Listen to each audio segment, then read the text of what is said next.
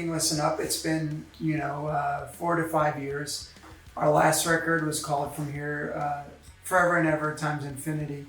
And, that record came out right at the top of COVID and, didn't really get a lot of promotion or push or things like that, just because of the way the music world worked. And it's crazy, I'm bringing that up because how fast time flies. And so it just seemed like it was the time to make the record and, having a lot to sing about and stuff. So there's this studio here called The Castle.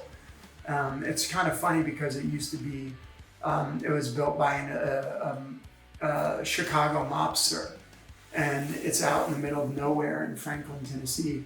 And it was kind of like a halfway point during the Prohibition era where they would bring down the alcohol and down the rivers and hide it as like a halfway point to bring the alcohol to Florida and New Orleans and stuff like that.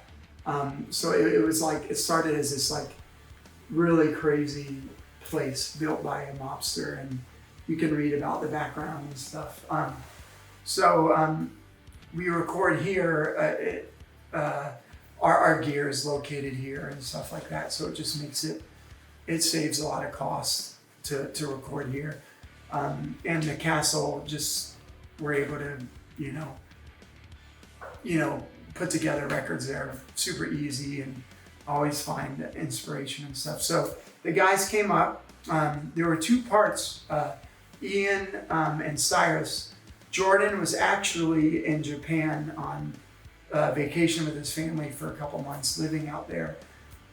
So he wasn't at this point, but Cyrus and Ian came up for about a week and a half, and I played them all the riffs and the songs, and we put the music together. And then I took the music and I went through what I felt made the record, and I picked those songs. So we had about like 14 or 15 songs done musically.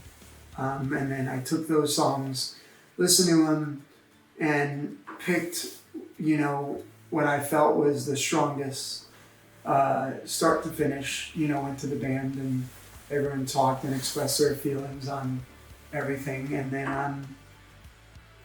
then certain ones like immediately sparked melody ideas, which it was always like a great sign that like this should be on the record, And Jordan wasn't there, but Jordan was on vacation, like I said, with his family in Japan, and he had a journal, so he couldn't be there with us, but he had a journal that he was journaling in through the last year.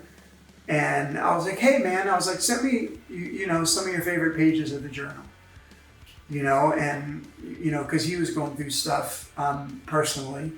And I thought that, with stuff he was going through combined with stuff that I was going through, like there could be some stuff to pull from his journal, which we did. Like the song, the single that comes out when the album comes out is called A Love Song. And a lot of those lyrics are from Jordan's journal that I took and put to melody and added and, put to that song. So, that way Jordan musically was a part of it. Now doing it this way made it awesome because when we all got together to make the album, we knew the album already. We weren't figuring out the record right there, trying to write it, trying to put it all together. We all knew the album, and that way when we were practicing before Cyrus would record the drums, it was more about adding icing on the cake.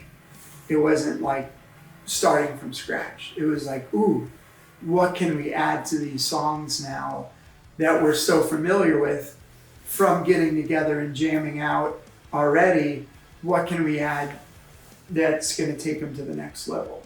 So that was really cool. It was me, Dan from 4 Year Strong came down to help with the second guitar part. So if I had a lead, he would be able to play the rhythm, so I'd be able to try the lead. You know, Ian set up Cyrus, Steve Evitts, the producer, and Jordan, all of us in the room, you know, flushing out all the parts of the song, getting it finished, and then leaving the room, and then Cyrus would go and track.